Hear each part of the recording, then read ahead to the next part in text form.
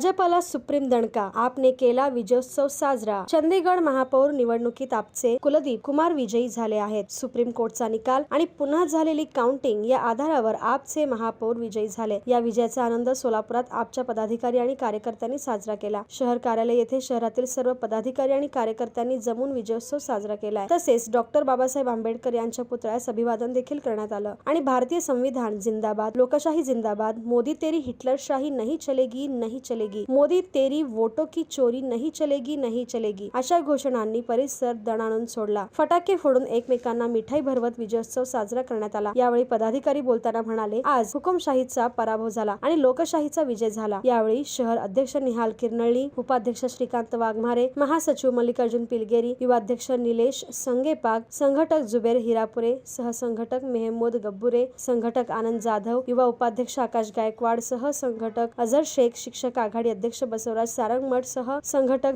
दिगंबर पांढरे, अशोक कुमार वैद्य आदी उपस्थित होते। नमस्कार, मी निलेश श्रीनिवास संगेपाग, आम आदमी पार्टी सोलापूरचा युवा अध्यक्ष।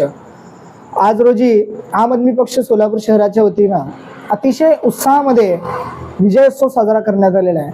भारतीय राज्यघटनेचे शिल्पकार विश्वरत्न डॉक्टर बाबासाहेब आंबेडकर यांच्या पुतळ्यास अभिवादन करून आम्ही हा विजयोत्सव साजरा केलेला आहे। त्याच्या मागचं प्रमुख कारण असं आहे की चंदीगड महापौर निवडणुकांमध्ये बीजेपी ज्या प्रकारे षडयंत्र रचून आम आदमी पार्टीला अपयशी करण्याचा प्रयत्न केला, जे की आम आदमी पार्टी खरं तर विजयी झाली पाहिजे तेवढे मतं आम आदमी पार्टीकडे आणि इंडिया आघाडीकडे उपलब्ध असताना देखील बीजेपीने षडयंत्र रचून आम आदमी पार्टीला, इंडिया आघाडीला अपयशी करण्याचा प्रयत्न केला। मात्र त्यांचा हा प्रयत्न आज खऱ्या अर्थाने भारतीय सर्वोच्च न्यायालयाने यांचा हा प्रयत्न अपयशी केलेला आहे, हाणून पाडलेला आहे।